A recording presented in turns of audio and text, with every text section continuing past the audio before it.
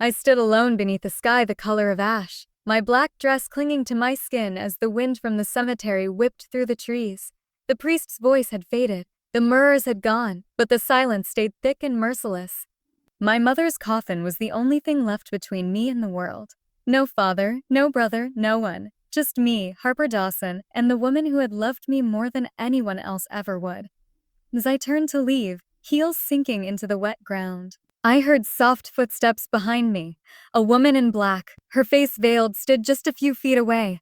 Her voice trembled when she spoke. "Your mother asked me to give you this," she said. "You'd need it when she was gone." Then she pressed a small velvet box into my hand and whispered, "It will change everything you think you know." The wind howled across the empty cemetery, dragging the scent of rain and cut grass. I couldn't feel my fingers. They were frozen around a single white lily. I placed it on the coffin lid and whispered, "Goodbye, Mom." My voice cracked. There was no echo, only silence. Everyone had promised they'd come. My father, Robert, said he'd try to make it. My brother, Mason, texted a half-hearted, "Sorry, busy." Even my co-workers sent polite excuses. So here I was, one daughter standing over a grave while the rest of the world kept spinning. I waited until the funeral home workers finished lowering the casket. One of them, a kind old man named Harold, gave me a pitiful smile. "You did good, miss. She'd be proud." "Thank you." I managed, though the words barely left my throat. When the hearse drove away, the cemetery fell silent again. My heels sank deeper into the mud, trapping me in place. I should have left, but something kept me there, as if walking away would mean letting her go for good. Then I heard it, the slow click of heels on gravel. I turned. A woman dressed in black approached through the mist. Her face was hidden behind a dark veil, her gloves spotless despite the damp. She moved with the kind of confidence that didn't belong in a cemetery. "Can I help you?" I asked cautiously. She stopped a few feet away, steadying me through the veil. "You're Harper Dawson." I nodded. My heart started to pound. "She wanted you to have this." The woman reached into her purse and pulled out a small velvet box tied with a white ribbon. "Your mother made me promise to give it to you only when she was gone." I took it hesitantly. The box was heavier than it looked. "Who are you?" Her lips curved into a faint, unreadable smile. "Just someone who owed your mother a..." Before I could ask another question, she turned and walked away, her heels clicking steadily until she vanished into the fog. I looked down at the box in my palm. It was deep crimson velvet, slightly worn at the corners. My thumb brushed over the ribbon. It was tied with meticulous care, the way my mother used to wrap gifts when I was a child. Inside the box, I could feel something shifting. A faint metallic clink. A piece of jewelry, maybe? A ring? A key? I glanced back toward the path, but the mysterious woman was gone. A chill ran through me. I slipped the box into my coat pocket, whispered one last goodbye, and turned toward the car. I didn't know it then, but that small box, the one my mother left for me, would unravel everything I thought I knew about her, about our family, and about the lies that had built the world I was standing in. Back in my apartment, the silence felt heavier than the rain outside. I set the crimson velvet box on the kitchen table and just stared at it, the ribbon gleaming faintly under the yellow light. My fingers hovered above it for a long time. Part of me was terrified to open it, as if doing so would make Mom's death feel real. Finally, I took a deep breath and pulled the ribbon loose. The lid creaked slightly. Inside was a folded piece of paper and a small gold locket. The paper was old, the edges soft and yellowed. The handwriting immediately recognizable, elegant, curved, and steady. "Harper, if you're reading this, I'm gone. But there are things you never knew, things I couldn't tell you while I was alive. Go to the address written below. It's time you learn the truth." At the bottom was an address. 17 Ocean View Lane, Kennetport. My heart lurched. Kennebunkport, the same place my father used to disappear to for his so-called business trips. "What truth?" I whispered to the empty room. I lifted the locket. It was warm, as if it had been waiting for me.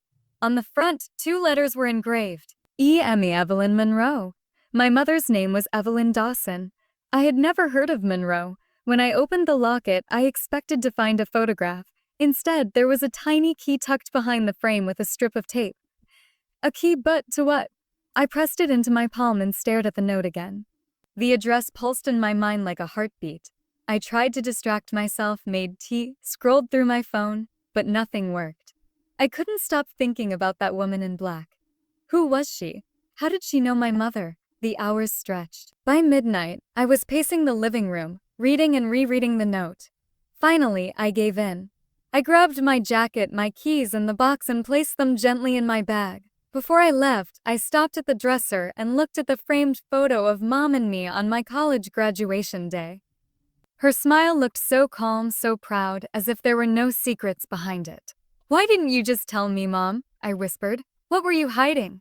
Outside, the storm had quieted. The city lights flickered off the wet streets as I drove out of Portland. The highway stretched ahead, empty and dark, the sea wind growing colder the closer I got to Kibinkport. Whatever waited for me at that address, I had a feeling it wouldn't be closure. It would be a beginning one. My mother had planned long before her last breath. Kenningport greeted me with fog and salt wind, the kind of quiet that makes you feel like you've stepped into someone else's dream. My GPS beeped once and went silent as I pulled onto a narrow road hugging the coastline. The ocean thundered below, waves slamming against the cliffs. So okay. Then I saw at the cottage from my mother's note. It stood alone on a bluff, small and gray, its white shutters beaten by years of sea storms. The mailbox read EM painted in fading gold. My heart thudded. Evelyn Monroe. I parked, my boots crunching over gravel as I approached the porch. Wah! The key from the locket trembled in my hand as I slid it into the rusted lock. With a soft click, the door creaked open. Inside smelled of sea salt, dust, and something faintly floral lavender, my mother's favorite scent. The air was thick with memories I didn't recognize. Every surface told a story.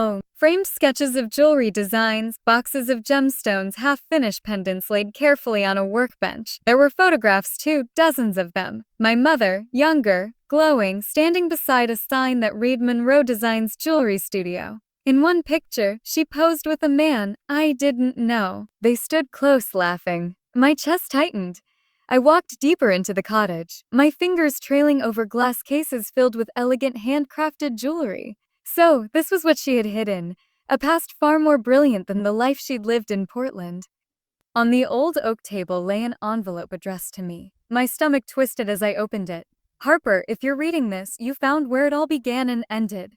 Before I was your mother, I was Evelyn Monroe. I built Monroe Designs from nothing, only to have it stolen from me by people I trusted most. When I started over, I swore I'd never let you near that darkness. But now you must know."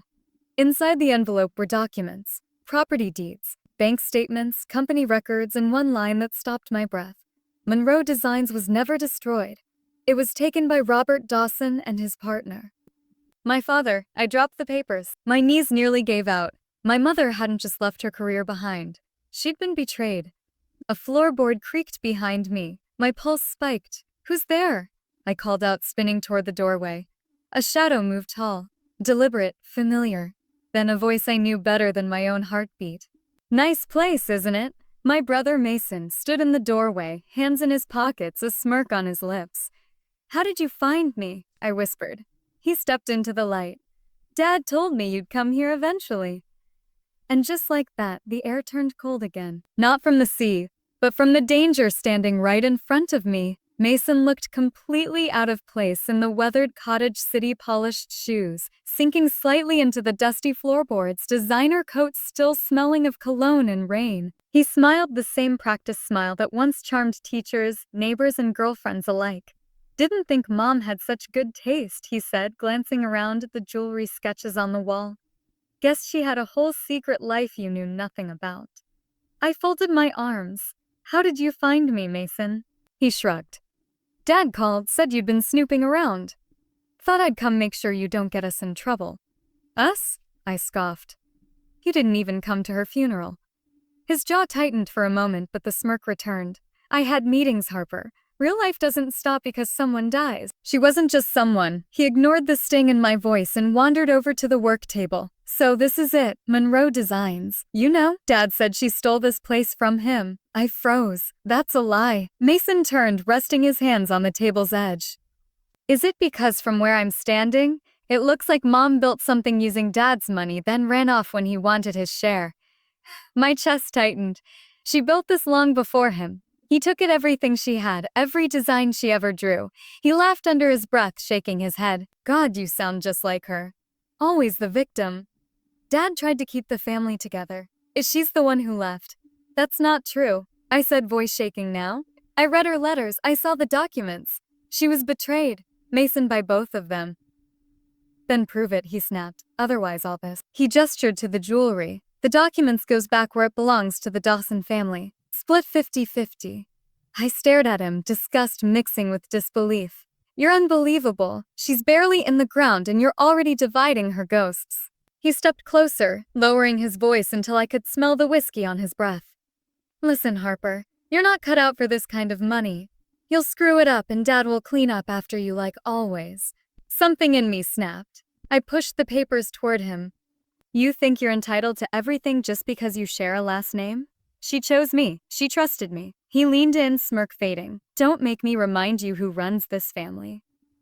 Runs it, I laughed bitterly. You and Dad ran it straight into the ground.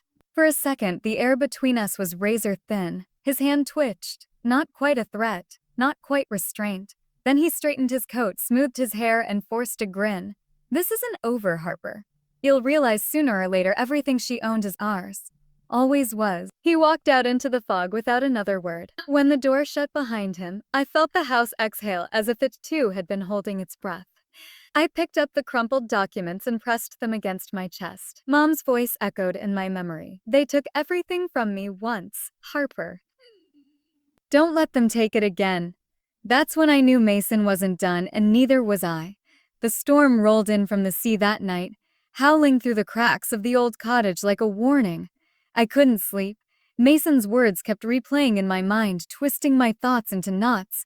I needed proof, something that could silence him and Dad forever. I tore through every drawer, every box, every inch of the cottage. I found receipts, sketches, contracts, but no confession, no letter explaining how it all went wrong. My flashlight flickered as thunder rattled the windows. Then, when I pulled open the bottom drawer of Mom's old dresser, the woodcot halfway jammed. I tugged harder and the back panel shifted. Behind it, hidden under a false bottom, was a leather-bound book. It smelled of sea salt and thyme. My mother's handwriting filled the first page. Neat, elegant, heartbreakingly familiar. If anyone ever finds this, it means the truth couldn't stay buried forever. My throat tightened as I flipped to the next page. Robert Dawson and I started Monroe Designs together. I created every piece, every design. But once the business grew, he changed. He and his partner forged documents, transferred ownership behind my back. When I confronted him, he said the company was his, that I was just the woman who polished the silver. My hands trembled. When I threatened to go public, he laughed. Then he locked me out of the accounts, left me with nothing, pregnant alone. I took my mother's last name, Monroe, and disappeared. I wanted Harper to grow up free from his shadow, but I always feared the day he'd find us. Somewhat conditioned, I slammed the diary shut, tears spilling before I realized it. The wind screamed outside, shaking the shutters. She had protected me from him, from the empire he built on her stolen work. My phone buzzed on the table. Unknown number, I answered. Harper, Mason's voice. Calm, too calm. Dad wants to meet, says he can explain everything. I clenched my jaw. Explain how he ruined her life. Don't be dramatic. Meet us at the boatyard. Midnight. The line went dead. For a moment, I thought of ignoring it. But my mother's diary sat open on the table, her words bleeding into the paper like a promise. Don't let them take it again. So I grabbed the book, the locket key still hanging from my neck, and drove into the storm. The boatyard loomed at the edge of the pier. My father's old kingdom, now rotting with salt and neglect. The rain was relentless, slicing across the dock like shards of glass. Mason was waiting under a flickering lamp, his hands stuffed into his coat pockets. Beside him stood Robert Dawson, my father. His once black hair had turned to silver, but his eyes were still cold, calculating. Harper, he greeted, voice as smooth as the ocean before a storm. I hear you've been digging up ghosts. I held up the diary. These ghosts have names, designs, proof, he smirked. Proof of what? That your mother was ungrateful. I built her career. She'd still be a waitress if it weren't for me. My voice shook, but I didn't back down. You stole everything she made. You left her with nothing. You destroyed her.